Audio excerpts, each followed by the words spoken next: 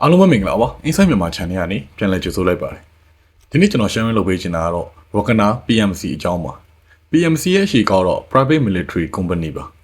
များသောအားဖြင့် PMC ရဲ့ရည်ရွယ်ချက်ကတော့ VIP ကို escort ပေးတာလိုအပ်တယ်လို့သတ်မှတ်ထားတဲ့အတိုင်းငှားရမ်းသူရဲ့ base ကိုကာကွယ်ပေးတာ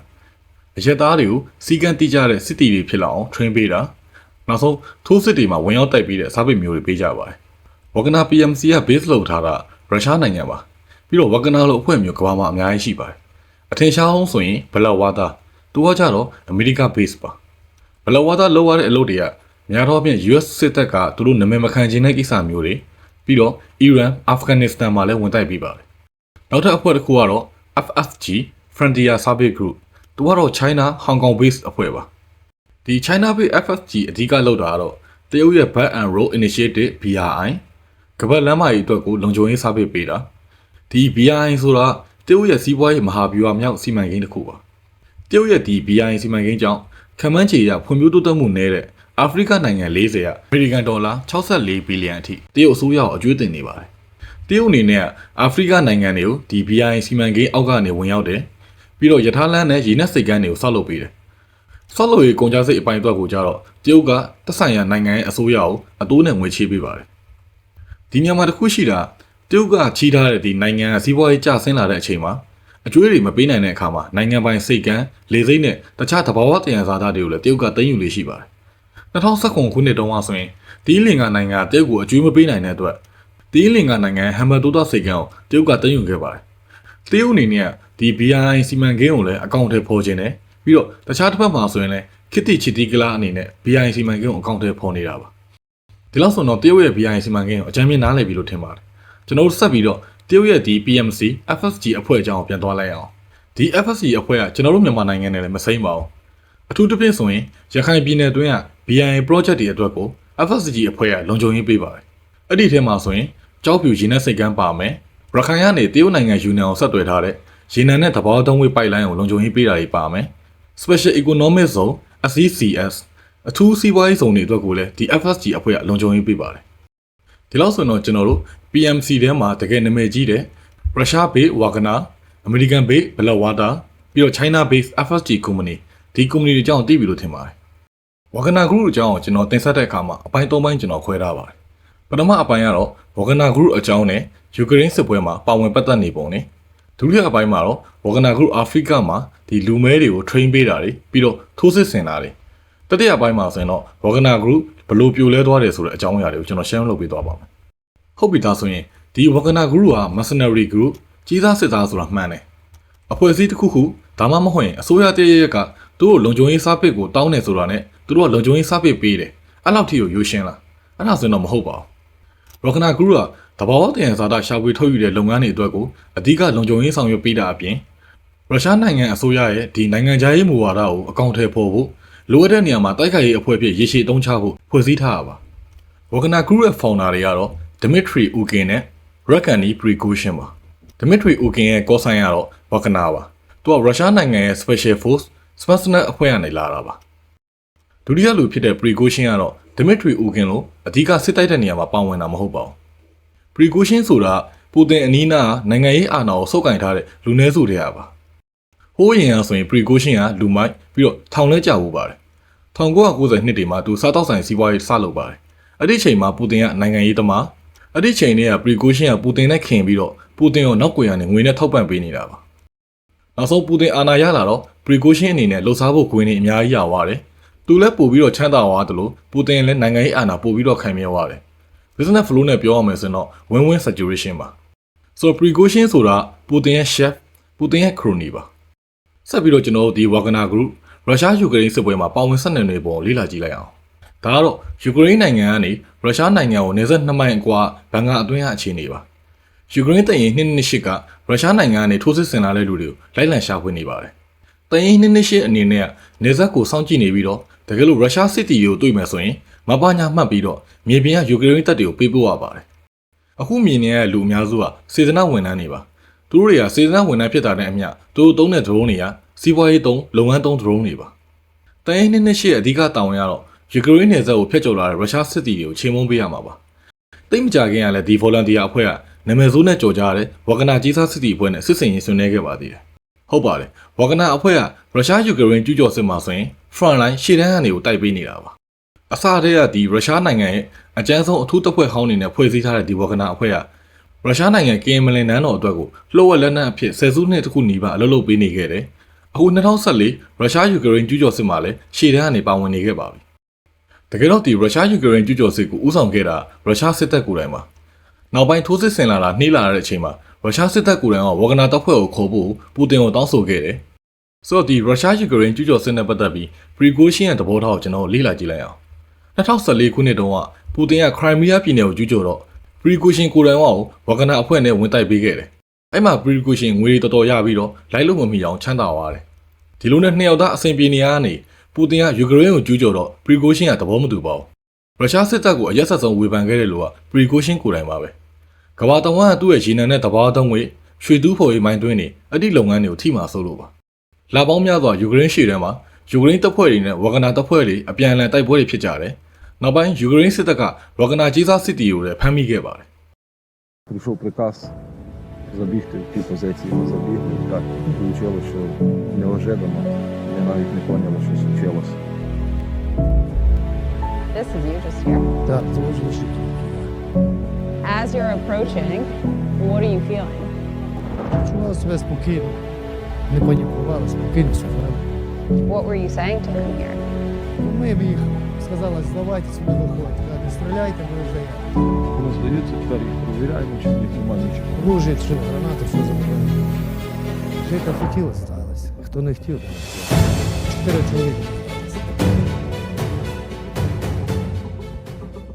ဝဂနာအဖွဲ့အလုပ်လုပ်တဲ့ပုံစံနှစ်မျိုးရှိပါတယ်။ပထမတစ်ခုကတော့အထူးစစ်စင်ရေးဆောင်ရွက်တာစစ်တိုက်တာပါ။ဒုတိယတစ်ခုကတော့ထောင်သားတွေစုဆောင်းတာပါ။အခုဒီယူကရိန်းတပ်ရင်100-800ဖမ်းမိတဲ့ဝဂနာစစ်တီတွေကအရင်ကအကျဉ်းသားတွေပါ။ဒီထောင်သားစုဆောင်းရေးလှုပ်ရှားမှုဦးဆောင်တာကတော့ပရီဂိုရှင်းကိုယ်တိုင်ပါပဲ။ရုရှားယူကရိန်းကျူးကျော်စစ်အစမှာဆိုရင်ပူတင်နဲ့ပရီဂိုရှင်းတို့သဘောထားကွဲလွဲနေတယ်။နောက်ပိုင်းပရီဂိုရှင်းတယောက်ပူတင်နဲ့သဘောတူညီမှုရသွားပါတယ်။အဲ့ဒါကတော့ရုရှားထောင်ထဲကလူမိုက်တွေကိုသူ့စိတ်ကြိုက်ခေါ်ထုတ်တာပါ။မင်းတို့ငါးလက်အောက်မှာစိတ်ဝင်တိုင်းထောင်တန်းကလွတ်မယ်ဆိုပြီးတော့ထောင်အောင်ရှင်းပစ်လိုက်တာပါ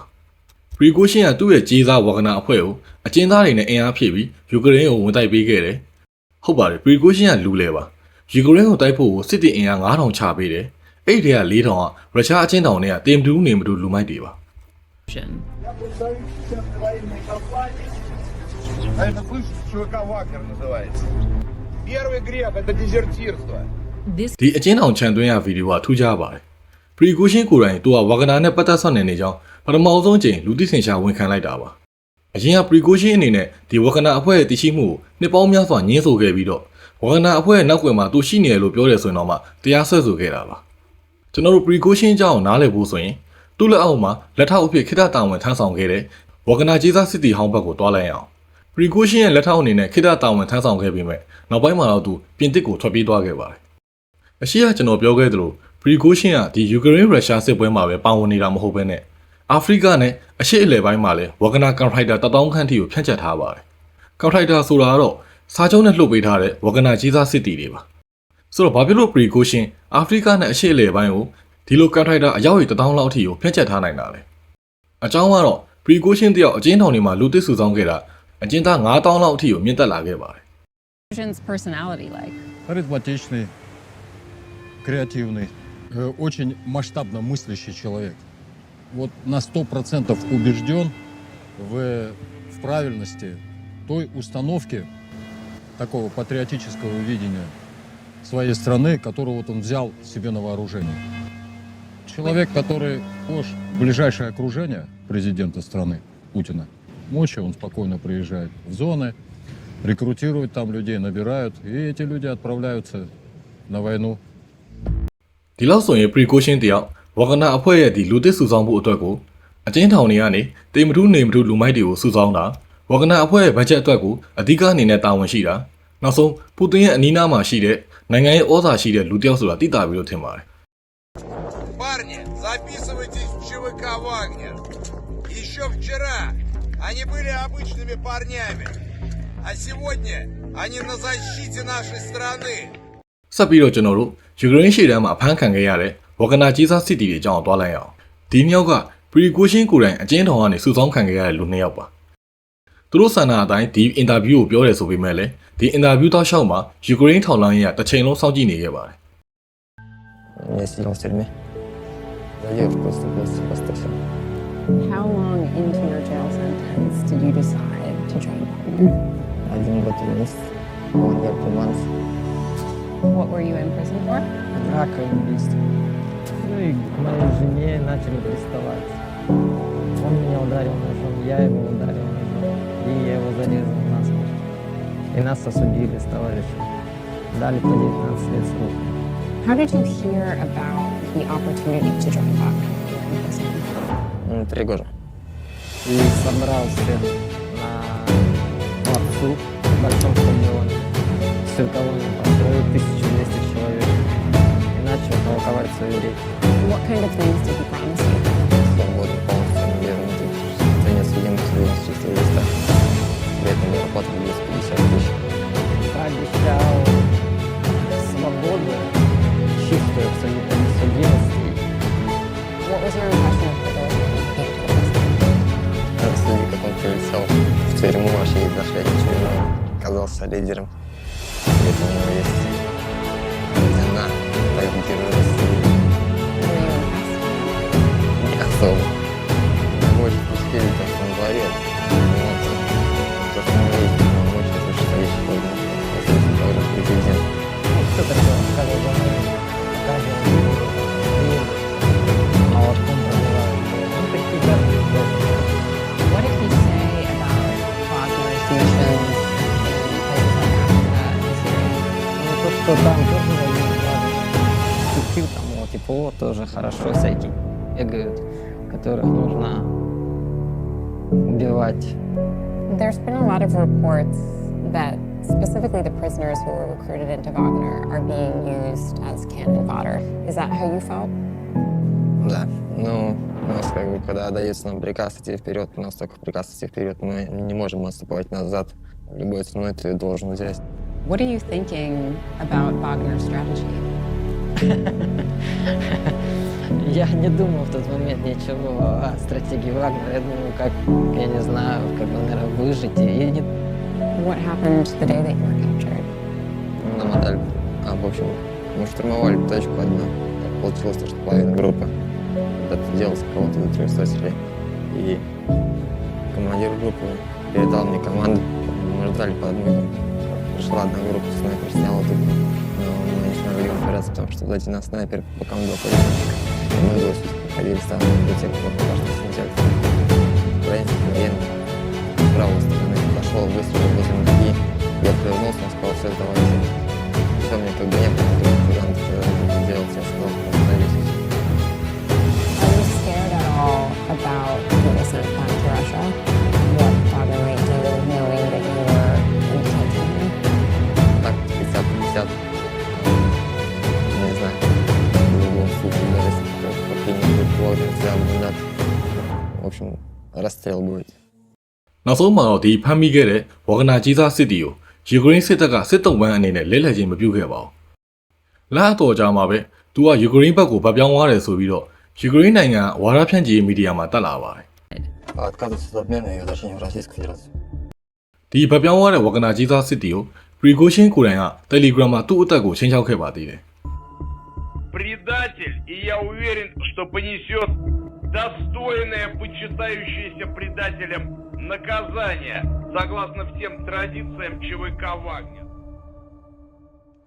အခုဆိုရင်တော့ကျွန်တော်တို့ယူကရိန်းကဖမ်းမိခဲ့တဲ့ဝဂနာကြီးစားစစ်တီမီရှာအကြောင်းကိုသိပြီ။တခြားတစ်ဖက်ဝဂနာကနေဖမ်းမိခဲ့တဲ့ယူကရိန်းစစ်သားအိုလက်ဆန်ဒရာမေးရဲ့အကြောင်းကိုတွားလိုက်အောင်။ဒီယူကရိန်းစစ်သားမေးရက်ကိုဗမ်မုမြို့အနီးအတိုက်ပွဲမှာဝဂနာကြီးစားစစ်တီတွေကဖမ်းဆီးခဲ့တာပါ။မေးရက်အနေနဲ့ကဝဂနာအဖွဲ့ရဲ့ base မြောက်ခန်းမှာ108ရက်ကြာအောင်နေခဲ့ရပါတယ် 4-5 година ранку, 26 числа, коли я прокинувся, то вже впритик біля мене стояли вже вороги. Посадили на коліна, забрали всі документи, телефони, зв'язали нас. В той момент перше, що я зробив, це попрощався зі своїм життям. Нас потім вони переводили з одної точки на іншу. по своїх окопах, бліндажах. Кожну зупинку, яку ми робили, нас постійно били. Потім ми відвезли в їхній штаб, де влаштували допрос.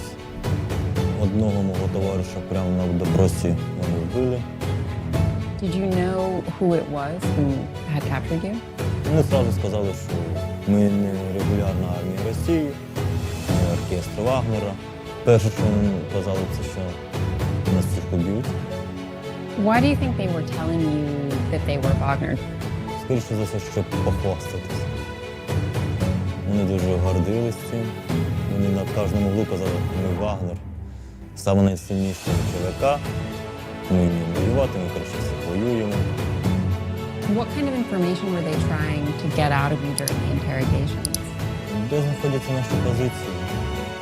Яку нам поставили задачу, скільки нас, яке нас озброєння, чи є у нас западне озброєння, западна техніка і все. How did you keep your spirits up?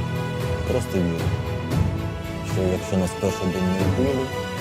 значить навіщо ж належить одержатися? Were you thinking about Svetlana? Звісно, кожен день. Просто що хочу бути біля неї. Can you tell me about the day that you were released? Світлані мені було чомусь дуже страшно дзвонити. Я дуже сильно хвилювався. Чи їй вже хтось сказав, що мене вже немає, чи похоронили, мене не похоронили. Скільки б часу все ж таки не пройшло, я б все ж чекала до останнього. What was it like when you guys first saw each other again? Якщо чесно, це навіть не передати словами. Повністю це там чуть не в сльозах було від радості. Я, здається, так спішила, що коли заходила до квартири, я спіткнулася поріг, ледь не впала. Імунітет був дуже ослаблений. Я дуже багато втратив ваги. How are you feeling now, 3 months later? Дуже добре. Але досі ще ночами дуже мало сплю. Сняться кошмари. We're learning about new tensions in Russian forces on the front line. Wagner boss ဒီအကျဉ်းသားနှစ်ယောက်ကိုကျွန်တော်ပြန်ပြီးတော့ analysis လုပ်ကြည့်မယ်ဆိုရင်ယူကရိန်းကဖမ်းမိခဲ့တဲ့ဝဂနာခြေစားစစ်တီကတော့ရုရှားနိုင်ငံကိုပြန်အပို့မခံလိုက်ရဘူးဝဂနာကဖမ်းမိခဲ့တဲ့ယူကရိန်းစစ်သားကတော့ယူကရိန်းနိုင်ငံကိုပြန်ရောက်လာနိုင်ခဲ့ပါတယ်ရုရှားယူကရိန်းစစ်ပွဲကိုဆက်ပြီးတော့ကျွန်တော်လေ့လာလိုက်ရအောင်ရုရှားရှေ့တန်းမှာရှိနေတဲ့ရုရှားစစ်တီတွေနဲ့ဝဂနာခြေစားတွေကြားမှာတင်းမာမှုတွေရှိခဲ့ပါတယ်အဲ့ဒါတော့ precaution ကသူ့ရဲ့ဒီဝဂနာခြေစားစစ်တီတွေကိုပြန်ဆွဲထုတ်နေတာပါ precaution ကိုယ်တိုင်ကဘက်ကူမျိုးတိုက်ပွဲမှာဝဂနာခြေစားစစ်တီတွေအနိုင်ရခဲ့တယ်ဆိုပြီးမှလည်းဝဂနာခြေစားစစ်တီတွေအများကြီးဆုံးရှုံးခဲ့ရပါတယ်ရုရှားယူကရိန်းစစ်ပွဲကဒီဝဂနာတွေရဲ့ပါဝင်ပတ်သက်မှုကတော့ဒီလောက်ပါပဲကျွန်တော်တို့ဆက်ပြီးတော့ international မှာဝဂနာ group ဘလို့ပါဝင်လှူရှားခဲ့တယ်ဆိုတော့လေ့လာကြည့်လိုက်အောင်ဝဂနာအဖွဲ့အနေနဲ့ international မှာပထမဆုံးချိန်ငွေအများကြီးရလိုက်တာစီးရီးယားစစ်ပွဲအတွင်းတော့ပါ ISIS ကိုတိုက်ခိုက်ပြီးတော့စီးရီးယားနိုင်ငံအတွင်းကရေနံမြေတွေကိုလည်းကာကွယ်ပေးခဲ့တယ်တခြားတစ်ဖက်မှာအာဏာရှင်အာဆတ်အစိုးရကိုလည်းကာကွယ်ပေးခဲ့ပါတယ် precaution အနေနဲ့ဝဂနာအဖွဲ့ကာကွယ်ထားတဲ့ဒီရေနံချက်စက်ရုံတစ်ခုချင်းစီကနေငွေ25%အထိကိုရဖို့ညှိနှိုင်းနိုင်ခဲ့တယ် В Сирии основной задачей наемников было достижение военной победы. Did you get the sense that he was motivated more by making money there or by winning on the battlefield? Два понятия, которые, в общем-то, они вполне совместимы. Естественно, основная мотивация наемников – это заработать деньги. Но и, значит, во многом это зависит от успеха. ဒီစီးရီးယားနိုင်ငံအတွင်းမှာဝဂနာအဖွဲ့အနေနဲ့အဆိုးရွားဆုံးအခြေအနေတစ်ခုကိုလည်းကြုံလိုက်ရပါတယ်အဲ့ဒါကတော့စီးရီးယားနိုင်ငံအတွင်းဟာဒီတန်ငွေတပ်ဆင်စက်ရုံနီးမှာဝဂနာ group နဲ့အမေရိကန်တပ်တွေ4နာရီကြာတိုက်ပွဲဖြစ်ပွားခဲ့တာပါအဲ့ဒီတိုက်ပွဲအတွင်းမှာဆိုရင်ဝဂနာကြီးစားစစ်တီဒါဇင်ပေါင်းများစွာတေဆုံးခဲ့တယ်ဝဂနာ group အနေနဲ့စီးရီးယားနိုင်ငံမှာဝင်တိုက်ပေးနေရဆိုပေမဲ့လည်းရုရှားနိုင်ငံကတော့ဝဂနာ group တရှိကြောင်းညှင်းဆိုသေးပါ Отложился особенно отчетливо у меня в памяти. Это, конечно, бой 8 февраля 2018 года, когда нас американцы просто расхластали. Отложилось у меня на всю жизнь. Вы не забывайте о том, что эти правительства, все, с которыми он сотрудничает, Это же сами по себе диктаторы. Он обеспечивает стабильность их положения, устойчивость их власти. Африка – это кипящий котел. Там всегда есть с кем воевать. ဒီလိုဆီးရီးယားမှာဝဂနာအဖွဲ့အနေနဲ့ကြီးမားတဲ့အမှားယွင်းအဆုံးဖြတ်ချက်တွေကိုချခဲ့တယ်ပြီးတော့ဝဂနာကြီးစားစစ်တီတွေဒါဇင်နဲ့ချီတည်ဆုံးခဲ့တယ်ဒါပေမဲ့လည်းဝဂနာခေါင်းဆောင်တွေကတော့သူတို့ရဲ့လမ်းစဉ်အတိုင်းပဲတခြားနိုင်ငံအစိုးရတွေကိုဝဂနာကြီးစားစစ်တီတွေကိုလှုပ်ပြီးတော့ငွေရှာဖို့ဆက်လက်ဆုံးဖြတ်ထားပါတယ်ဒါဆိုရင်ကျွန်တော်တို့ဝဂနာအပိုင်းနဲ့အာဖရိကတိုက်မှာဝဂနာအဖွဲ့ဘယ်လိုပါဝင်ပတ်သက်နေလဲဆိုတော့တွားလိုက်အောင်အာဖရိကတိုက်ထဲကနိုင်ငံတနိုင်ငံဖြစ်တဲ့ Central Africa Republic CAR ဒီဗဟိုအာဖရိကသမ္မတနိုင်ငံကတော့ဝဂနာအဖွဲ့အောင်မြေတစ်ခုပါ2018ခုနှစ်မှာဆိုရင်တော့ Central Africa Republic CAR နိုင်ငံနဲ့ရုရှားနိုင်ငံတို့အရင်နှီးဆုံးမဟာမိတ်ဆွေတွေပါရုရှားအနေနဲ့ CAR ကိုရုရှားစစ်သားရာဂဏန်းခန့်ကိုပို့ပေးလိုက်ပါတယ်ဒီလိုရုရှားစစ်သားတွေ CAR နိုင်ငံကိုရောက်လာတာ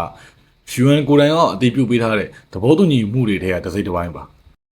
UN ကသဘောတူညီမှုပေးထားတာ CAR နိုင်ငံလက်နက်ကင်တပ်ဖွဲ့တွေကိုတိုက်ထုတ်ရမှာရုရှားစစ်သားနီးပြတွေကိုကူညီခွင့်ပေးထားတာပါဒီနေရာမှာတစ်ခုရှိတာရုရှားနေအနေနဲ့ CAR နိုင်ငံကိုလှုပ်ပေးလိုက်တာရုရှားစစ်သားတွေရုရှား Special Force တွေမဟုတ်ဘဲနဲ့ဝဂနာတွေကိုလှုပ်ပေးလိုက်တာပါဝဂနာအဖွဲ့အနေနဲ့ကလည်းသူတို့ CAR နိုင်ငံမှာဝဂနာလို့မခေါ်စီဘဲနဲ့သူတို့ Inspector နီးပြဆရာလို့ပဲခေါ်ဖို့တောင်းဆိုထားကြပါတယ်ဝဂနာအဖွဲ့ဝင်ဖြစ်တဲ့ Vitali Pavlak ကဒီရုရှားလွှတ်လိုက်တဲ့ Contra တွေထဲမှာအကြီးအကဲဖြစ်ပြီးတော့ CAR နိုင်ငံရဲ့သမ္မတရဲ့ထိပ်တန်းလုံခြုံရေးအကြံပေးလည်းဖြစ်ပါတယ်အရင်ကတော့ Pavlak တို့အနေနဲ့ဒီ CAR နိုင်ငံအတွင်းမှာသူတို့လှုပ်ဆောင်တာတွေနဲ့ပတ်သက်ပြီးတော့မီဒီယာတွေကိုချပြဖို့ညှင်းပယ်ခဲ့တယ်ဒါပေမဲ့2022ခုနှစ်ဇန်နဝါရီလမှာတော့မီဒီယာကိုစတင်ပြီးတော့ချပြလာပါတယ်တကယ်တော့ CAR နိုင်ငံက2012ခုနှစ်တုန်းကဖြစ်ခဲ့တဲ့လူမျိုးရေးစစ်ပွဲကြောင့်နိုင်ငံတစားစီပျက်စီးယိုယွင်းနေတာပါအဲ့ဒီ2012ခုနှစ်လူမျိုးရေးစစ်ပွဲအကျိုးဆက်အနေနဲ့စိန်နဲ့ရွှေအတွက်ကိုပဲတိုက်ပွဲဝင်နေတဲ့လက်နက်ကင်အဖွဲ့တွေလည်းပေါ်လာခဲ့ပါတယ်လက်နက်ကင်အဖွဲ့တွေအနေနဲ့ CAR နိုင်ငံ၄ပုံ၃ပုံထက်မနည်းကိုဆယ်စုနှစ်တစ်ခုကြာထိန်းချုပ်ထားတာပါအင်အား15000ထိကိုရှိတဲ့ EU နဲ့ပြင်သစ်တို့ဟာဒီ Peacekeeper တပ်ဖွဲ့ဝင်တွေက CAR အစိုးရစစ်တပ်ကိုထွင်းပေးတယ်ဒီအစိုးရစစ်တပ်ကလက်နက်ကင်တပ်ဖွဲ့တွေကိုပြန်တိုက်တာအောင်မှဆုံးရှုံးသွားတဲ့နေမြေတွေကိုပြန်မရယူနိုင်သေးပါဘူးဒါပေမဲ့ဝဂနာတွေရောက်လာပြီးနောက်ပိုင်းနှစ်နှဲငယ်အတွင်းမှာပဲအစိုးရစစ်တပ်ရဲ့စီးရေးအခြေအနေကတော်တော်ကြီးကိုတိုးတက်လာခဲ့တယ် Wagner. Why now do you think it's important to show people what you're doing here? Это одна из составляющих российского присутствия здесь, присутствие российских инструкторов. Одна из основных составляющих заключается в обучении, в подготовке военнослужащих, работу инструкторов, показать, чем они занимаются, показать их взаимодействие с вооруженными силами Центральноафриканской Республики. На протяжении длительного времени Центральноафриканская армия была в небоеспособном состоянии, военнослужащие не занимались выполнением своей... Центральноафриканская армия была не способна контролировать территорию сейчас. I saw you speak a bit of Russian yourself. Oui, depuis que je suis avec les Russes, je commence déjà à parler un peu de russe. Eux, ils ont vécu beaucoup d'expériences. Et ça, ils ont pris ça, ils nous ont montré ça. Et ça fait qu'il y a une nette différence entre les instructeurs russes et les Européens. Vous avez beaucoup de confiance dans votre nouveau partenaire. Effectivement, mais comme on a vu un progrès. CAR နိုင်ငံအပြင်မတိမငြိမ်ဖြစ်နေတဲ့တခြားအစိုးရတွေရဲ့အမြင်မှာလည်းဝဂနာအဖွဲ့ကပို့ပြီးတော့တရားဝင်ဖြစ်လာခဲ့တယ်အဲ့ဒီအကျိုးဆက်အနေနဲ့ရုရှားအနေနဲ့လည်းအာဖရိကတိုက်မှာသူတို့ရဲ့စစ်သားတွေလှုပ်ပေးဖို့အခွင့်အရေးတွေရလာခဲ့တယ်2021ခုနှစ်အစောပိုင်းတုန်းကဆိုရင်ဒီလက်နက်ကင်တပ်ဖွဲ့တွေကမြို့တော်ဝိုင်းထားပြီးတော့ CAR အစိုးရကိုဖြုတ်ချဖို့ကြိုးစားခဲ့တယ်အဲ့ဒီအချိန်မှာပဲရုရှားနီးပြားတွေနဲ့ဒီ CAR အစိုးရစစ်တပ်တွေကလက်နက်ကင်တပ်ဖွဲ့တွေကိုပြန်လည်တွန်းလှန်ပြီးတော့မြို့တော်ကိုပြန်လည်ထိန်းနိုင်ခဲ့တယ်ဒီမြို့ကိုပြန်ထိန်းတဲ့စစ်စင်ရေးမှာဆိုရင် CAR သမ္မတFaustin Archin ရဲ့ဒီအစိုးရရုံးပြန်လည်သိမ်းပိုက်တဲ့စစ်ပွဲကနာမည်အကြီးဆုံးပါအဲ့ဒီနောက်ပိုင်းမှာပဲရုရှားနဲ့ CAR သမ္မတရဲ့ဆက်ဆံရေးတွေကပိုပြီးတော့နှဆိုင်လာခဲ့တယ် CAR သမ္မတအနေနဲ့လည်းဒီရုရှားရဲ့စစ်သားတွေဖြစ်တဲ့ဒီဝဂနာတွေနဲ့သဘောတူညီမှုလက်မှတ်ရေးထိုးခဲ့တယ်2018ခုနှစ်မှာဝဂနာတွေ CAR နိုင်ငံဝင်ခဲ့တယ်နောက်9နှစ်အကြာ2023ခုနှစ်မှာတော့ CAR နိုင်ငံအဓိကပတ်သက်တာဖြစ်ခဲ့တဲ့ပြင်သစ်ကိုရုရှားကကြော်တက်သွားခဲ့ပါတယ် Given all of the challenges you're facing, what do you say to countries like France, like the US, who are critical of your military cooperation agreement with Russia? Le pays est en danger, tout le monde le sait. Ma mission, c'est de faire en sorte que la paix et la sécurité reviennent. On demande à tous les pays amis, ceux qui en ont la possibilité de venir nous aider à rétablir la paix. Nous avons demandé à la Fédération de Russie qu'elle bien voulu nous aider. So do you think this criticism is unfair then? Je pense qu'on nous aide à retrouver la paix à retrouver la quiétude pour permettre à notre peuple de se développer, et comme tous les autres peuples du monde. What is your own personal relationship? What's your working relationship like with your Russian security advisor? Vitaly, aujourd'hui, est mon conseiller en termes de sécurité, justement pour permettre des actions sur le terrain. Il faudrait qu'on sache exactement ce qui se passe sur le terrain et avec nos forces de défense. စီးရီးယားနိုင်ငံထဲမှာဗဂနာတွေလုံခြုံရေးတာဝန်ယူနေလက်နက်ကင်တပ်ဖွဲ့တွေကိုတိုက်နေရင်းနဲ့အရသားပြည်သူအများပြားလည်းတည်ကြည်ခဲ့ပါတယ်။ထင်တိုင်းကျဲဖမ်းဆီးတာတွေနှိပ်စက်တာတွေပြီးတော့လူသက်တာတွေနဲ့ပတ်သက်ပြီးတော့အစိုးရစစ်တပ်ကလည်းတာဝန်ရှိသလိုဗဂနာအဖွဲ့ဝင်တွေမှာလည်းတာဝန်ရှိပါတယ်။ဒါတွေနဲ့ပတ်သက်ပြီးတော့တပ်တွေလည်းအများကြီးရှိပါတယ်။စီးရီးယားအစိုးရစစ်တပ်ကြီးပဲဆိုရင်မှုခင်းယာနဲ့ချီရှိပြီးတော့ဒီဗဂနာတွေနဲ့ပတ်သက်ရင်တော့မှုခင်း10နဲ့ချီရှိပါတယ်။အစိုးရစစ်တပ်နဲ့ဗဂနာတွေလုပ်ခဲ့တဲ့ဒီရက်ဆက်ကြမ်းကြုတ်မှုတွေကရွေချက်ရှိလုပ်ခဲ့တာပါ။ရသားပြည်သူတွေကသူတို့ကိုကြောင်းရုံပြီးမှထိန်းချုပ်နိုင်ရင်လူလူပေါ်အကြမ်းဖက်ခဲ့တယ်ဒီလိုအကြမ်းဖက်မှုဖြစ်စဉ်တွေကနေပြန်ပြီးတော့လွတ်လာတယ်ပြီးတော့အင်တာဗျူးကိုတတ်သိရှိတယ်အမျိုးသမီးတယောက်ရဲ့အကြောင်းကိုကျွန်တော်နားထောင်ကြည့်လိုက်အောင် ai benga zona ki utala yu chala yeso icha ninja so ala ina gan ala ina ngumbi chala arme ver ala zibo wana kira chimbi ala fa lengi si besia chimbi ala utiliser mi jusqu'à mi wara shop quoi ala mimbe encore ko ala bimbika mi na ngangwa pe mi pechi tambula pe အစိုးရစစ်တပ်နဲ့ဗဂနာတွေရဲ့ဒီအကြမ်းဖက်မှုဗျူဟာလူလူကိုထိန်းချုပ်နိုင်ရန်ဆိုတာထက်ကိုပိုတဲ့ရည်ရွယ်ချက်တွေရှိပါသေးတယ်အကြောင်းကတော့စီးရီးယားနိုင်ငံကဒီမြောက်ကျောင်းမြတ်ယတနာပေါ်တဲ့နေရာအရက်သားတွေကိုလည်းပြစ်မှတ်ထားခဲ့ပါသေးတယ်တကယ်တော့စီးရီးယားအစိုးရဗဂနာတွေဝင်လာကြတဲ့ဟာသူတို့ကိုဒီအခကြေးငွေအနေနဲ့ရွှေရင်းနဲ့စိန်တွင်းတွေကိုပေးထားရတာပါဒါပေမဲ့ကြီးမားတဲ့ဒီရွှေရင်းစိန်တွင်းတွေပေါ်လာတဲ့အခါကျရင်ဗဂနာတွေအဲ့မှာလုပ်တဲ့အလုပ်သမားတွေကိုလည်းဖမ်းဆီးတယ်ဆိုတဲ့ဆက်ဆံမှုတွေလည်းရှိပါတယ်ဗဂနာတွေဗိုလ်မြို့မှာရှိနေတဲ့မိုင်းတွင်းတစ်ခုကိုတင်မဲ့ဖို့ကြိုးစားတဲ့ဖြစ်စဉ်တစ်ခုမှာဆိုရင်အတိမှာအလုပ်လုပ်နေတဲ့ဒေသခံမိုင်းတွင်းလုပ်သားလူသားစင်နဲ့ချီပြီးတော့လည်းတိတ်ဆုံးခဲ့ပါသေးတယ် Namoatine, Rush, Alaga, Ala attaquer la population en Aboyo, Ala Faazo, Mingi, Ala Mo Kumbatiazu, Ala Saga, Ala Biada, Chiazu, Ala Bumbi, Ala Pikambi, Kulertala Mowaga, Kulertala Mowaga, Bimbani, Nangalo Vokoni, Ala Yu, Pini, Ala Ganani. Ala Gusini, la saga Tatouillage, Yeso si Aris, Russi, la saga Nali Boyo, Capillette Pono, la za population na Passi, amene a Tupu, la saga Shoni.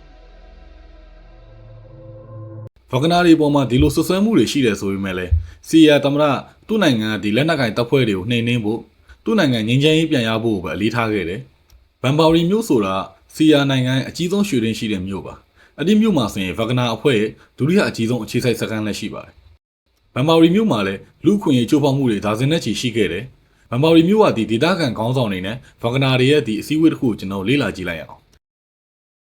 Bon, vous avez monsieur Vatili, c'est ça? Vitali. Il est russe. On a la chance que lui, il parle français, n'est-ce pas? Bonjour tout le monde. Je n'ai pas beaucoup de choses à dire. Juste de notre part, je peux vous dire que les instructeurs russes qui sont ici, ils sont toujours de votre côté, ils sont toujours du côté de la paix. Grâce à vous, quand même, cette année, ces ans-là, quand même, nous souffrons un peu. Même s'il y a des rapages, ce n'est pas vous qui avez provoqué cette crise-là. Il y a des tueries qui se font. Dès lors que, même si on interpelle un individu, on ne doit pas l'exécuter. Même là où moi je m'inquiète, je me demande peut-être à n'importe quelle heure quelqu'un peut venir m'enlever et puis l'exécuter. Je m'excuse, vous parlez de qui peut venir pour vous exécuter? Non, je ne parle pas de vous, je parle d'une sécurité d'ordre général. Parce que quand même on est en train de régler les problèmes sécuritaires et c'est juste pour savoir qui peut venir pour vous exécuter. Excusez-moi. Monsieur le conseiller, c'est un avocat, hein? Vous avez vu quand il a fait la plaidoirie? ဒီလိုဖြစ်စဉ်တွေရှိတယ်ဆိုပေမဲ့လည်းပါဖီလက်အပါအဝင်ဗဂနာခေါင်းဆောင်တွေကသူတို့ကဒီအရက်သားတွေကိုအကာအကွယ်ပေးုံလာမှာကဒီလက်နက်ကင်တပ်ဖွဲ့တွေကိုလည်းထိရောက်စွာချေမှုန်းနေတယ်ဆိုပြီးတော့လည်းအခိုင်အမာပြောဆိုနေတော့ပါပါဖီလက်တို့ဗဂနာတွေစီကိုလက်နက်ချထားတဲ့လက်နက်ကင်တပ်ဖွဲ့ဝင်အယောက်200ခန့်ရှိပါတယ်တကယ်ကဒီလက်နက်ကင်200နဲ့ပါဖီလက်တို့ကတိုက်ပွဲမဖြစ်သေးခင်မှာပဲဒီလက်နက်ကင်တပ်ဖွဲ့ဝင်200သူတို့ဆန္ဒအလျောက်ကိုလက်နက်ချခဲ့တာပါ အ Ala so, tok ma. Hey, akor beso complet ala gage. Avancez. Mi remercie Biati Kodro, mi remercie la Fédération Russie, sous la Sami de Kirnati, Normani, de Kir Armée nationale centrafricaine, de Bungombeso, Akena, Drouani, de Bungombeso, la Légatique Bungombe, et de Bata, toute population centrafricaine. When you surrendered, who exactly were you surrendering to? Wagner. La place la Warambi Danangunda. La Simbi remettre arme Timbi, c'est la Mouni Azani, à Timbeni Kutukunde, Simbinga Kwamumi, à Timbeni Kutukunde, Nasu, avec Betimbi Siga. Okay, c'est la dernière question. So, do you think that the men here also respect the Russian instructors? And maybe you can explain why these men here are wearing the Je suis Wagner t-shirts? Pardon? On a fini. Ok. Oui, s'il vous plaît. Oui. C'est en matière de sécurité ou quoi? ဒီလိုအင်တာဗျူးနေတဲ့အချိန်မှာပဲလက်နက်ကင်တပ်ဖွဲ့ဝင်အောင်ကီရီကိုသူတို့ခေါ်သွားကြပါတယ်အခြေအနေကတော့ဒီလက်နက်ကင်တပ်ဖွဲ့ဝင်အောင်ကီရီကပါဖီလက်တို့ကိုဗဂနာလို့ပြောမိလိုက်တာပါပါဖီလက်တို့အနေနဲ့ကသူတို့ကိုသူတို့ဗဂနာလို့ဝင်မခံထားပါဘူးရုရှားအစိုးရလွှတ်ထားတဲ့ရုရှားစစ်သားတင်တဲ့နီးပြလို့ပဲသူတို့ကိုခေါ်စေတာပါ Vous avez posé des questions à Kiri comment elle est rentrée au Wagner? Non, il m'a dit, j'ai rentré mes armes à Wagner. Et j'ai dit les instructeurs russes. Donc ça, c'est une question pour vous. Parce qu'il y a des t-shirts ici. Qu'est-ce que c'est? D'accord. Mais j'espère qu'il n'y a pas de problème pour colonel Kiri pour dire ça. Mais il m'a dit... Je pense que c'est mieux si vous enlevez ces deux textes parce que lui, il peut avoir des problèmes. အခုကျွန်တော်တို့ကြည့်ရတဲ့အတိုင်းပါဖီလက်တို့ကသူတို့ရုရှားလွှတ်ထားတဲ့တင်တဲ့နီးပြလို့ပဲသိစေချင်ပြီးတော့ဗဂနာလို့လုံးဝမသိစေချင်ပါဘူး Вагнер – это миф, который был придуман журналистами. На самом деле для нас абсолютно не имеет значения, как вы нас называете. Вы можете нас называть Вагнер, Моцарт, Шуберт, Шопен, Стравинский. Остаемся российскими инструкторами, которые работают в интересах Российской Федерации. Why, though, is it so sensitive to call these instructors Wagner? Существует очень много дезинформации, которая основана на слухах, на сплетнях. Some of the allegations against Russian instructors here. Да, мы постоянно получаем информацию из открытых источников, из средств массовой информации. Каждый раз, получая данную информацию, мы всегда ведем свое внутреннее расследование. Мы пытаемся перепроверить, потому что... Every time you get a report, you do a local investigation? Of course. When you've investigated all of these rumors, you haven't found one example where a Russian soldier has behaved badly towards a civilian? Not one? Not one. We spoke to two women who said they were raped by white armed men. They described their tattoos very clearly. I'm curious if you've investigated those cases. Жертва должна обращаться в соответствующие органы, должна службы, которые занимаются проведением расследования. Потому что в настоящий момент вы говорите мне, что есть конкретные жертвы, есть конкретные доказательства. Только суд может установить виновность либо невиновность. И в любом случае, если такие случаи есть, люди должны обращаться в суд. Все остальное это разговоры. But you've been here long enough to know that very few people have any faith in the justice system here. People hear that when they went to the authorities, then they got killed for sharing their story. So you can't just say to people that they should report this, they're afraid. Je peux dire demain, après votre départ, je peux dire que Julia But it's difficult to fake a rape test. Yes, it's so difficult, but they're telling me they're very scared. And when you see Russians around, you can understand they have masks on. You guys have big guns. Like, of course they're afraid. They're scared. Mais on ne peut pas commencer à accuser sans les procédures juridiques. ဗဂနာတွေကိုဒီလိုယာနဲ့ချီရဲ့လူခွင့်ရေးစောစောချက်တွေရှိတယ်ဆိုပေမဲ့လည်းတကယ်မြေပြင်မှာဆိုရင်တော့ဗဂနာတွေကပို့ပြီးတော့အာဏာရှိလာတယ်ပို့ပြီးတော့ချမ်းသာကြွယ်ဝလာကြတယ်ဒီလိုပို့ပြီးတော့ချမ်းသာကြွယ်ဝလာတယ်ဆိုတာနိုင်ငံခြားအစိုးရစီကနေတင်စားစားတွေလည်းဗဂနာတွေကရတယ်ပြီးတော့ရုရှားအာဏာပိုင်တွေစီကနေလည်းရန်ပုံငွေတွေရတယ်အစုံစစ်လက်နက်ခဲယမ်းတွေကိုလည်းရုရှားစီကရနေပါသေးတယ်ရုရှားနိုင်ငံအနေနဲ့ကဒီအာဖရိကနိုင်ငံကိုလွှတ်ထားတာသူတို့ရဲ့ဒီရုရှားစစ်သားတွေရုရှား special force တွေဆိုပြီးတော့ပဲပြောနေခဲ့တယ်သူတို့တွေအနေနဲ့ကဒီဗဂနာအဖွဲ့တည်ရှိမှုလုံးဝကြီးကိုညှင်းဆို့ထားပါတယ်နိုင်ငံခြားအစိုးရရလာတဲ့ဖက်ဆန်တွေကိုပရီဂိုရှင်းကရှေ့ရနေပြီးတော့လက်ခံပေးခဲ့တယ်ပရီဂိုရှင်းရဲ့နောက်ွယ်မှာဆိုရင်တော့ပူတင်ရှိနေခဲ့ပါတယ်ကျွန်တော်တို့သိခဲ့ပြီးတဲ့အတိုင်းပဲဗဂနာအဖွဲ့က private military company PMC သူကနိုင်ငံတကာကိုစစ်တပ်နဲ့ဆိုင်ရာစားပစ်တွေပေးဖို့ပါတခြားတစ်ဖက်မှာဆိုရင်တော့ရုရှားအစိုးရနာမည်မခံချင်တဲ့ကိစ္စတွေကိုဗဂနာလုပ်ပေးဖို့ရွေချက်ရှိရှိကိုတည်ထောင်ထားတာပါဗဂနာအဖွဲ့ရဲ့ဒီနိုင်ငံတကာချိတ်ဆက်မှုအပိုင်းမှာဆိုရင်ပရီဂိုရှင်းကဥဆောင်ပြီးတော့ဒီနိုင်ငံတကာအဖွဲ့ရဲ့ဒီအုပ်ချုပ်ရေးအာဏာရှိတဲ့လူနည်းစုနဲ့ပဲဆက်သွယ်ပါတယ်ပရီဂိုရှင်းဒီလိုနိုင်ငံတကာချိတ်ဆက်မှုအပိုင်းကိုတည်ဆောက်ထားတဲ့ပုံစံမာဖီးယားတွေရဲ့နောက်တည်ဆောက်ထားတဲ့ပုံစံနဲ့တူပါတယ် US နဲ့ UK အစိုးရရဲ့လေးလာသုံးသက်သူတွေရဲ့ report တွေအရဆိုရင်ဗဂနာအဖွဲ့ရရှိခဲ့တဲ့တရားမဝင်ငွေကြေးတွေကိုခေါ်ဝါချမှုအပိုင်းမှာဆိုရင်ပရီဂိုရှင်းကဒူဘိုင်းကကုမ္ပဏီကနေမှတစ်ဆင့်ခေါ်ဝါချတာပါဒါဆိုရင်ကျွန်တော်တို့ဒီဗဂနာအဖွဲ့ကိုပြန်လည်သုံးသပ်ကြည့်မယ်ဆိုရင်ရုရှားယူကရိန်းစစ်ပွဲမှာဆိုရင်ဗဂနာအဖွဲ့ကဝင်ပြီးတော့တိုက်ပေးနေတယ်ပြီးတော့နိုင်ငံတကာအထူးသဖြင့်ဒီအာဖရိကတိုက်ကနိုင်ငံတွေမှာဆိုရင်ဗဂနာအဖွဲ့ကဒီစစ်ရေးစားပစ်တွေပေးတယ်အစိုးရပေးတဲ့ဒီရွှေတွင်းစိန်တွင်းတွေကြောင့်ဗဂနာအဖွဲ့နဲ့ရုရှားအစိုးရကဒီဖက်ဆန်တွေရတယ်လို့တခြားတစ်ဖွဲ့မှာဆိုရင်လည်းဗဂနာအဖွဲ့ရဲ့ဒီတရားမဝင်ငွေကြေးရတာတွေရှိတယ်အဲ့ဒီတရားမဝင်ငွေကြေးရတာတွေကိုပရီဂိုရှင်းကငွေကြေးခေါ်ချပေးနေတယ်ဗဂနာအဖွဲ့ကိုတီထောင်တော့ကဥကင်းနဲ့ပရီဂိုရှင်းသူတို့နှစ်ယောက်တီထောင်ခဲ့တာပါဒါပေမဲ့အခုချိန်မှာဆိုရင်ပရီဂိုရှင်းကရုရှားအစိုးရနဲ့ဗဂနာအဖွဲ့မှာဘယ်လောက်တောင်အာဏာရှိတာပြီးတော့အရင်ချမ်းသာလာပြီဆိုတာကျွန်တော်သိတာလာပါပြီ Вписалась вот в эту риторику, которую использует сам Пригожин. Удобно, он говорит о том, что я его создавал, я ее финансировал. На самом деле он не создавал ее. Это совместный проект, государственный проект. Это практически государственный проект, который осуществлял Пригожин и Министерство обороны. За неделю войны в Украине весь свой бизнес, он бы за неделю растратил бы все свои финансовые возможности. ЧВК «Вагнер» — это часть корпорации Пригожина. ကဲဒါဆိုရင်ကျွန်တော်တို့ဝဂနာအပိုင်း3ဝဂနာအဖွဲ့ကြာရှုံးသွားတဲ့အပိုင်းကိုတွားလိုက်အောင်ရုရှားယူကရိန်းစစ်ပွဲမှာဝဂနာအဖွဲ့ကဝင်ရောက်တိုက်ခိုက်ပေးခဲ့တယ်အကြာဆုံးပိုင်းမှာဆိုရင်ဘာမှမမျိုးတိုက်ပွဲမှာဝဂနာတပ်ဖွဲ့ဝင်2000ကျော်ကြာဆုံးခဲ့ပါတယ်တော်တော်များများတော့ထောင်သားတွေပါဒါပေမဲ့ပရီဂိုရှင်းကဒါအောင်မကျင်တတ်ပါဘူးဘာဖြစ်လဲဆိုတော့အဲ့ဒီအကျဉ်းသားတွေကိုသူပဲစီရေးလေ့ကျင့်ပေးခဲ့လို့ပါ Шойгу! Герасимов! Где боеприпасы? Посмотрите на них,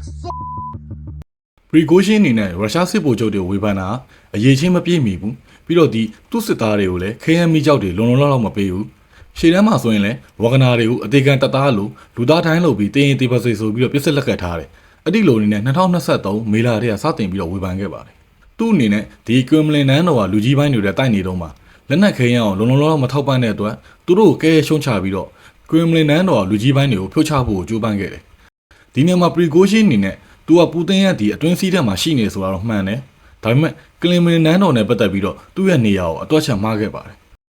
ယူကရိန်းနိုင်ငံကိုရုရှားတပ်တွေတွားပြီးတော့တိုက်ခိုက်တဲ့အခါကျရင်ဂျားထဲမှာအချက်ချာကျတဲ့ Rostov ဆိုတဲ့မြို့ရှိပါတယ် Rostov မြို့ကဒီကိုကရေးဌာနချုပ်ထဲမှာရုရှားဒုတိယကာကွယ်ရေးဝန်ကြီးပြီးတော့ရုရှားစစ်တပ်ဒုတိယဗိုလ်ချုပ်ကြီးတို့နဲ့ပရီဂိုရှင်းတို့အခြေတင်ပြောနေတဲ့ဗီဒီယိုတွေထွက်ပေါ်လာခဲ့ပါတယ်ပရီဂိုရှင်းနေနဲ့ဆက်ပြီးတော့ဝေဖန်တာရုရှားအပြစ်မဲ့အရက်သားတွေကိုလိုက်ပြီးတပ်ဖြတ်နေရဆိုပြီးတော့လည်းဝေဖန်ခဲ့တယ်ပြီးတော့သူ့အနေနဲ့ရှေ့တန်းကနေရော့စတောမြို့ကကိုကရေးဌာနချုပ်ရောက်ရှိလာတယ်ဆိုတာကာကွယ်ရေးဝန်ကြီးပြီးတော့ရုရှားကာကွယ်ဦးစီးချုပ်တို့နဲ့တွေ့ကျင်လို့ပါ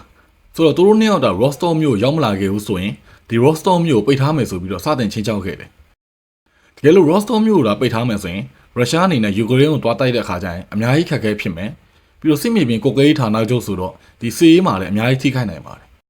ကာကွယ်ရေးဝန်ကြီးနဲ့ကာကွယ်ဦးစီးချုပ်တို့ကရော့စတောမြို့ရောက်မလာတဲ့အတွက်ပရီဂိုရှင်းကရော့စတောမြို့ကစစ်တပ်ကိုကွယ်ရေးဌာနချုပ်ကိုထိန်းချုပ်လိုက်တယ်ပြီးတော့မော်စကိုမြို့ကိုဝါဂနာတပ်တွေနဲ့ချီတက်လာမယ်ဆိုပြီးတော့ဆက်ချင်းချောင်းနေခဲ့တယ်တပြိုင်နက်တည်းမှာပဲသူ့ရဲ့ဝါဂနာကြီးစားစစ်သားတွေနဲ့တင်ကားရင်တွေကမော်စကိုမြို့ကိုချီတက်ဖို့ ready အနေထားမှာပါပြီးတော့ပရီဂိုရှင်းအနေနဲ့မော်စကိုကိုချီတက်တဲ့လမ်းခီးမှာတွေ့ရတဲ့အသားအစီခုခံဟန်တာမှုတွေအားလုံးပြန်လည်တိုက်ခိုက်သွားမယ်ဆိုပြီးတော့လည်းပြောဆိုလာခဲ့ပါတယ်ကွင်မလင်နန်းတော်ကနေပရီဂိုရှင်းတို့ဘာမှမတုံ့ပြန်တဲ့အခါပရီဂိုရှင်းတို့မော်စကိုကိုစတင်ပြီးတော့ချီတက်လာခဲ့တယ်အဲ့ဒီအချိန်မှာပူတင်အောင်မကြိုက်တဲ့တချို့ပြည်သူတွေကပါလာတယ်ဒီညမှာပူတင်စပြီးတော့ပူရပါပြီဆိုရင်ကျွန်တော်တို့ပရီဂိုရှင်းရဲ့ဒီချင်းချောက်မှုတွေရဲ့တခြားတစ်ဖက်ဗလာဒီမာပူတင်ရဲ့တုံ့ပြန်မှုကိုကျွန်တော်လေ့လာကြည့်လိုက်အောင်ပရီဂိုရှင်းတို့ရော့စတောမြို့ကိုထိန်းချုပ်လိုက်တယ်ပြီးတော့မော်စကိုမြို့ကိုချီတက်လာမယ်ဆိုပြီးတော့ချင်းချောက်လိုက်တဲ့အချိန်မှာပူတင်ကအရေးပေါ်မိန့်ခွန်းပြောခဲ့ပါတယ်တကယ်လို့ဝဂနာအဖွဲ့ကမော်စကိုမြို့ကိုချီတက်လာမယ်ဆိုရင်လက်နက်ကင်ပုံကံမှုဟုသတ်မှတ်ကတစ္ဆာဖောက်မှုဟုသတ်မှတ်မယ်နိုင်ငံတော်တစ္ဆာဖောက်ပုံကံမှုဖြစ်တယ်လို့ရုရှားနိုင်ငံကိုလက်နက်ကင်အာခံဆန့်ကျင်သူမှန်သမျှကိုပြင်းပြင်းထန်ထန်အရေးယူသွားမယ်ဆိုပြီးတော့ပြောကြားခဲ့ပါတယ်ပြီးတော့ပရီဂိုရှင်းကိုလည်းနောက်ကျောကနေဓာတ်နဲ့ထိုးတာဆိုပြီးတော့ဆွဆွဲပြီးတော့ပြင်းထန်စွာအရေးယူမယ်ဆိုပြီးတော့တတိပေးခဲ့ပါတယ်ဒီမြန်မာတခုလွဲမားနေတာ ပရီကိုရှင်းပြောဆိုမှုတွေမှန်သမျှတဲမှာပူတင်ကိုတိုက်ရိုက်နာမည်တက်ပြီးတော့အပြစ်တင်ဝေဖန်တာမျိုးလုံးဝမလုပ်ခဲ့ပါဘူးပြီးတော့သူ့အနေနဲ့ဒါဟာအာဏာသိမ်းဖို့ကြိုးစားတာမဟုတ်ဘူးဆိုပြီးတော့လည်းသူပြောခဲ့ပါသေးတယ်ပရီကိုရှင်းတကယ်ကြီးမော်စကိုကိုချီတက်လာခြင်းနဲ့အကြောင်းပြချက်ကာကွယ်ရေးဝန်ကြီးပြီးတော့ရုရှားကာကွယ်ဦးစီးချုပ်တို့နဲ့တွေ့ကျင်လို့ပါမော်စကိုမြို့တော်မှာလည်းလုံခြုံရေးတွေတင်းကျပ်ထားတယ်ပြီးတော့မော်စကိုမှာဖွင့်ထားတဲ့ဝါဂနာရုံးခန်းတွေကိုလည်းရုရှားစစ်တပ်ကဝင်ရောက်စီးနင်းခဲ့တယ်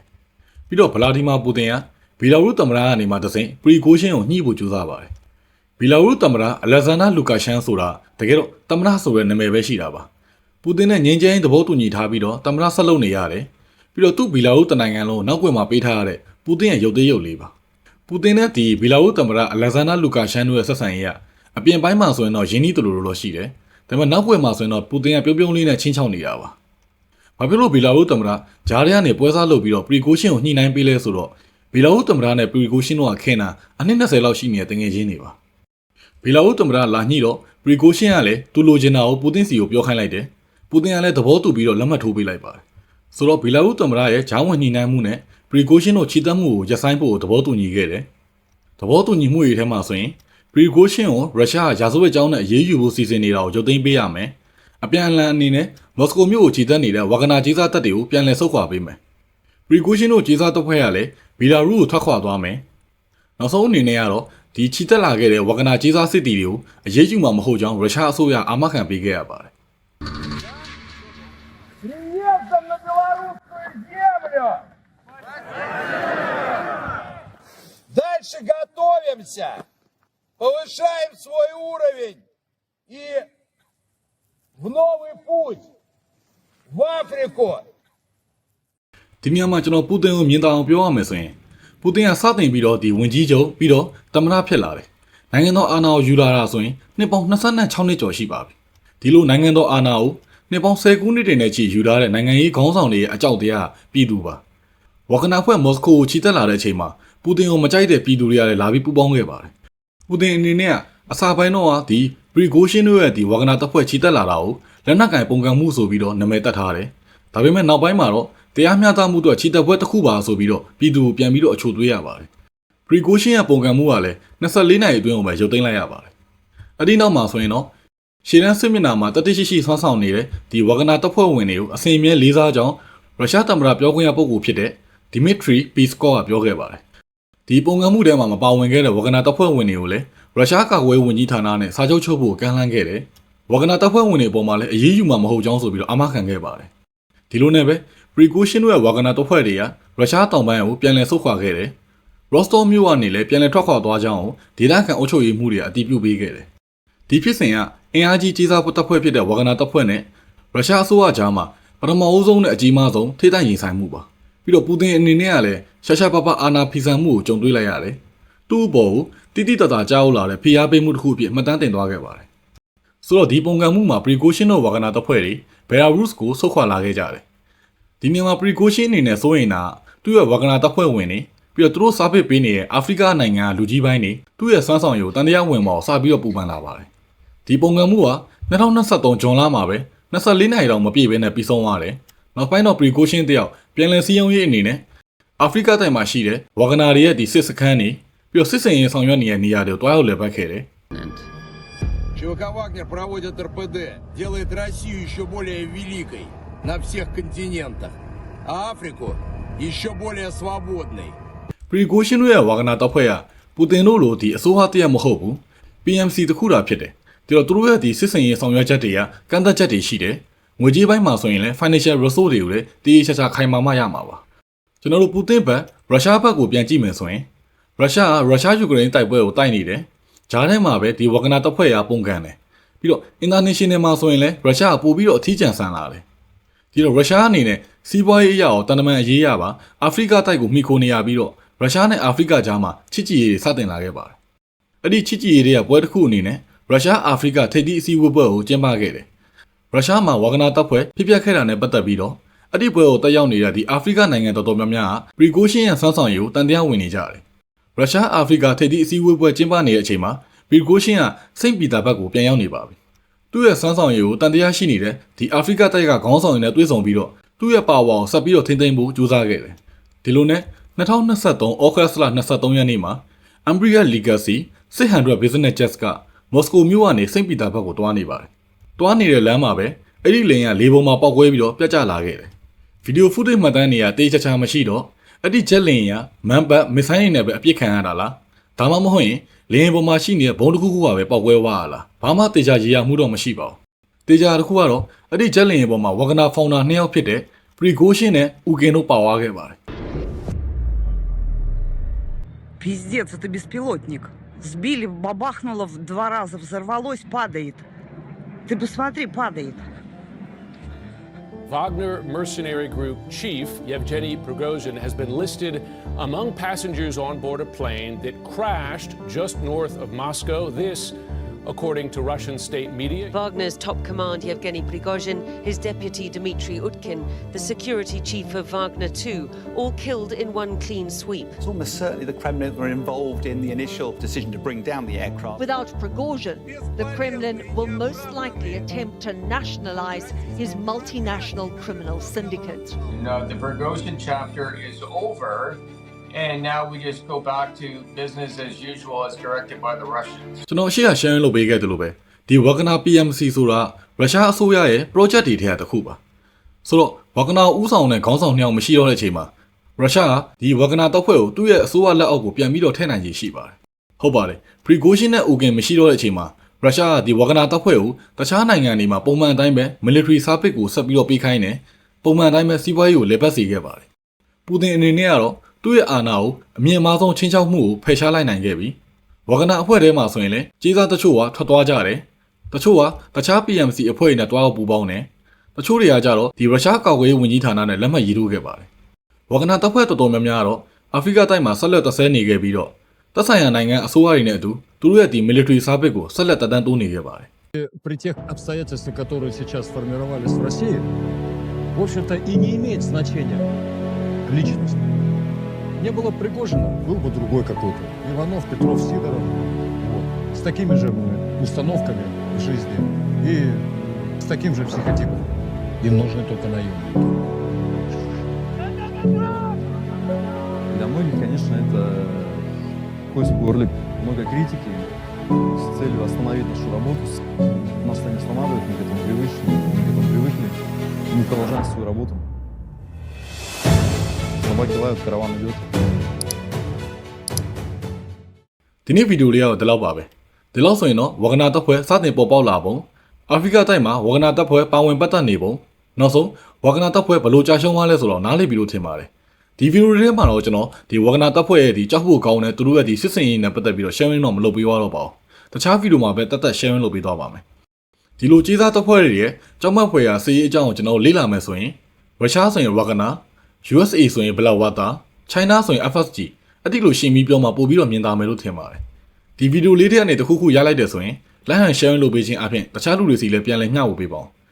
ကိုမတ်မှာလည်းဒီဗီဒီယိုနဲ့ပတ်သက်ပြီးဝင်ရောက်ဆွေးနွေးသွားလို့ရတယ်လို့တခြားသိချင်တဲ့အကြောင်းအရာတွေကိုလည်းကိုမတ်မှာရေးသွားလို့ရပါတယ်ကျွန်တော်နောက်ဗီဒီယိုလေးထဲမှာပြန်လည်ဆုံတွေ့ကြရအောင်အားလုံးပဲမင်္ဂလာရှိတဲ့နေ့လေးဖြစ်ပါစေ